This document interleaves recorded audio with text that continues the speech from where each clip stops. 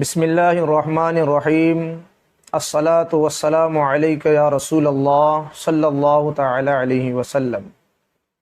پیارے پیارے اسلامی بھائیوں، السلام علیکم ورحمۃ اللہ تعالی وبرکاتہ۔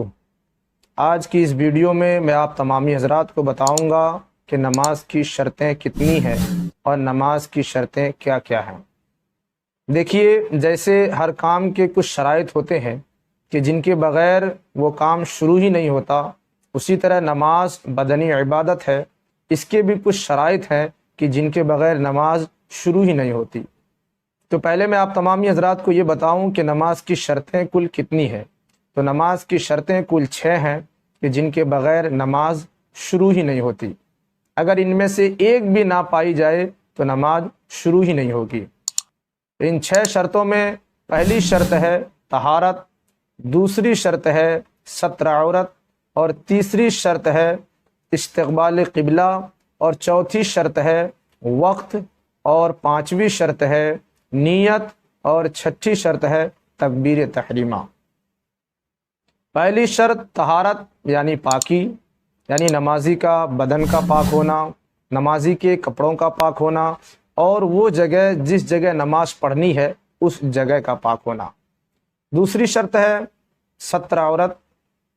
ستر عورت یعنی مرد و عورت کی جسم کا وہ حصہ کہ جس کا چھپانا شریعت میں لازم اور ضروری ہے، بلا عذر، جس کا خود دیکھنا منع اور دوسرے کو دکھانا شریعت میں حرام ہے۔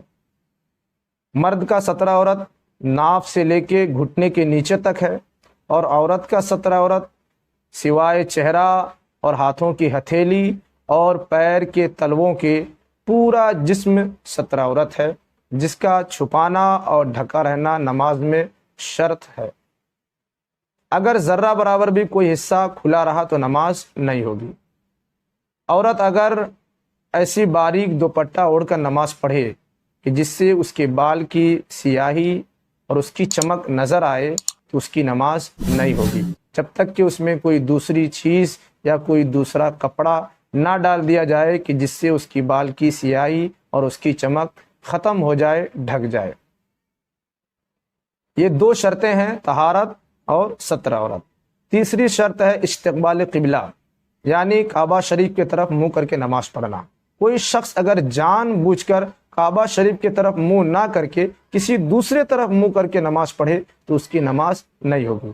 ہاں، اگر وہ شخص کسی ایسی جگہ چلا گیا ہو جہاں اسے پتہ ہی نہ ہو کہ کعبہ کس طرف ہے اور اسے بتانے والا بھی کوئی موجود نہ ہو، تو وہ غور و فکر کرے اور دل جس طرف جمے اس طرف منہ کر کے نماز پڑھ لے، نماز ہو جائے گی۔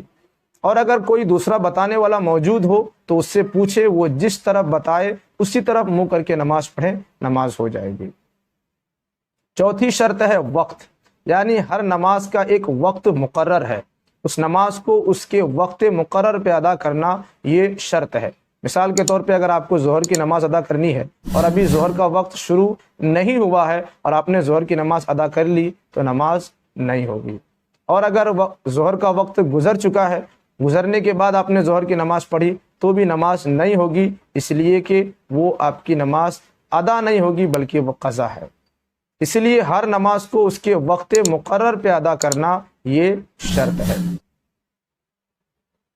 پانچویں شرط ہے نیت، یعنی نیت دل کے پکے ارادے کو کہتے ہیں۔ یعنی جس وقت کی جو نماز آپ کو ادا کرنی ہے، چاہے وہ فرض ہو، چاہے واجب ہو، چاہے وہ سنت ہو، چاہے وہ نفل ہو، اس کی نیت آپ کے دل میں ہونا یہ ضروری ہے اور شرط ہے۔ اور چھٹی شرط ہے تکبیر تحریمہ، یعنی اللہ اکبر کہنا۔ جو ہم نماز کے شروع میں اللہ اکبر کہتے ہوئے ہاتھوں کو بلند کرتے ہیں اور ناف کے نیچے باندھ لیتے ہیں، یہ اللہ اکبر کہنا شرط ہے۔ اگر کسی نے جان بوجھ کر اللہ اکبر نہ کہا اور صرف ہاتھوں کو بلند کر کے ناف کے نیچے باندھ لیا تو اس کی نماز نہیں ہوگی، اس لیے کہ اللہ اکبر یعنی تکبیر تحریمہ کہنا یہ نماز میں شرط ہے۔ یہ 6 شرط ہیں جو نماز شروع ہونے کے لیے ضروری ہے، جن کے بغیر نماز شروع نہیں ہوتی ہے۔ اس لیے میرے پیارے پیارے اسلامی بھائیوں، ہمیں ان 6 باتیں اور 6 شرطوں کو ذہن نشی کر لینا چاہیے اور یاد کر لینا چاہیے، یہ ہمارے لیے ضروری ہے۔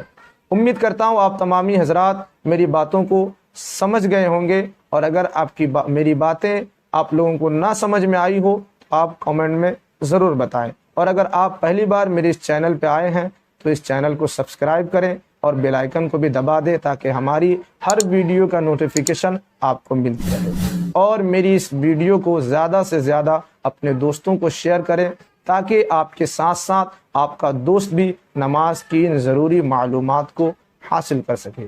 جب تک کے لیے اجازت چاہتا ہوں۔ السلام علیکم ورحمۃ اللہ تعالی وبرکاتہ۔